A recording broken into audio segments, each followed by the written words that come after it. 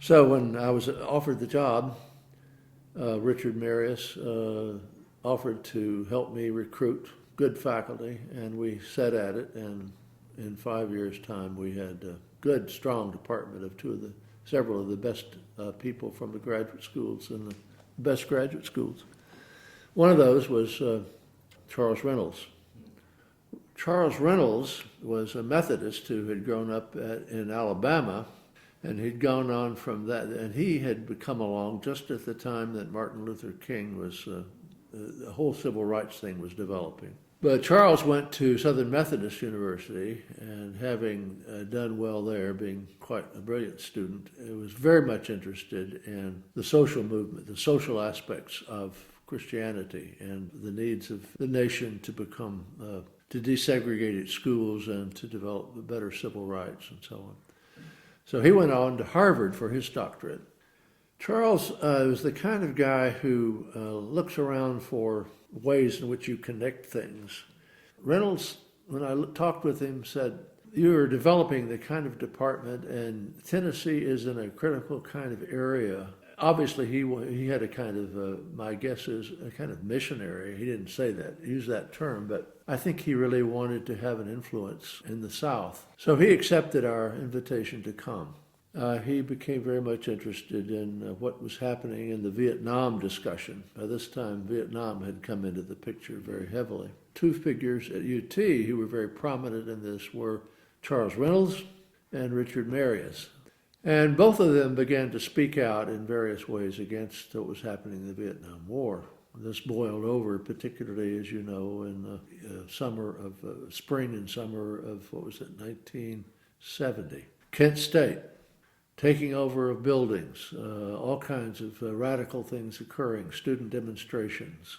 Reynolds was very close to students. He enjoyed working with students. He became close to them. He advised them frequently and so on. That all came to a head, of course, in about the time that the Billy Graham crusade came to Knoxville and the Neyland Stadium. A year or two before that happened, I had heard that there was an effort to get the Graham crusade on campus. I had advised people in central administration from my position as department head that it seemed to me to be a kind of a very dangerous violation of the separation of church and state to be having a revival right there on campus and having it looked as if the university is supporting it. Now, legally, I suppose we were renting out the space, but on the occasion when Richard Nixon came to join Billy Graham, not having been able to get on any other college campus that spring, that was red flag for many of our student radicals and so on. And Charles Reynolds cooperated with them in mounting a protest. Lo and behold, the crusade came and Nixon came and all hell broke loose, you might say. The demonstrators were not violent. Many of the students came in dressed like Jesus or other people of the sort and holding "Thou shalt not kill" signs and whatnot. But they were vociferous, and they did disturb, to some degree, the rally that evening. My own personal feeling about demonstrations, however, was something my own department kind of ridiculed me for, which was I didn't think they were effective, and by and large, didn't like people marching around with banners. I thought you go to the courts, you get decisions based on what the courts say in terms of the law. Lots of demonstrations out in the street, or the kinds of things that were going on with the takeover of the student center, that kind of thing, never seemed to me to be counterproductive. And we have evidence, as a matter of fact, that Nixon sort of saw one way that you could gather support for what he was doing by provoking demonstrations. And so there is some evidence that his administration did have some provocateurs in subsequent years who edged on student demonstrations and so on. So I had arguments with my own department on that and with Charlie Reynolds and Richard Marius.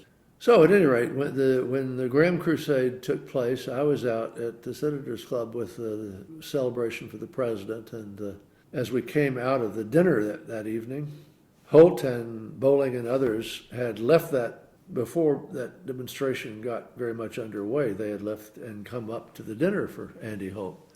They'd only seen it partially, but it was on the television as we came out. And I remember standing next to Ed Bowling and watching that with horror because I knew that my own colleague was somewhere in the middle of that crowd. He'd asked me to issue a statement supporting it, and I said I really not only cannot be there myself, but I don't think that it's a good idea to have any university department supporting it.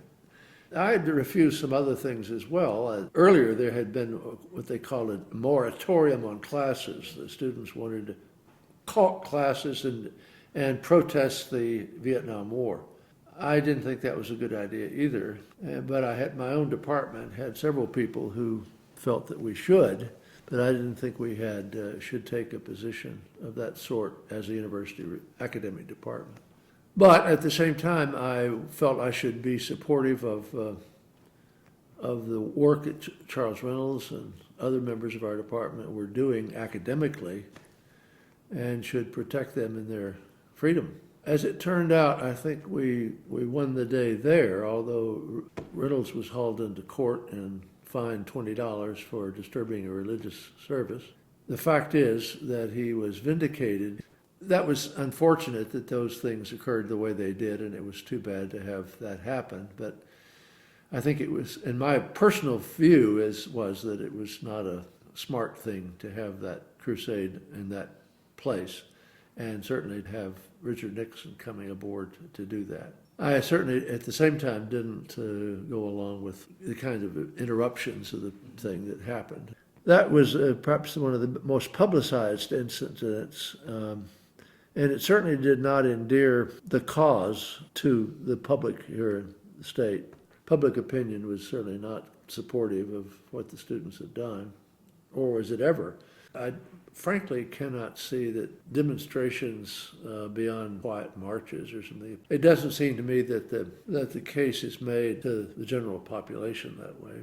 I think that's a question of honest people can disagree on it. I just don't myself personally see that it's very helpful. You know, with respect to some of the things that were done during the civil rights era, who can say they should not have marched in Selma? And certainly there was an effective bus strike down in Montgomery, and I think people should have the right to do those things. I think you go the other way is madness, it seems to me. I don't know if everything depends on who can get the loudest crowds. But I think it's not all to be attributed to one party or one. I think there are things happening in the culture that nobody quite foresaw. Democracy obviously depends upon an educated citizenry. I mean, this is what is understood to be what you have to have in order to have a constitutional republic like we have had. And if people are not, and they're not. I mean, in a society where you give up language and the elegance of words and persuasion and debate, real debate, and go to Twitter, it's not good. It's not a good sign for us.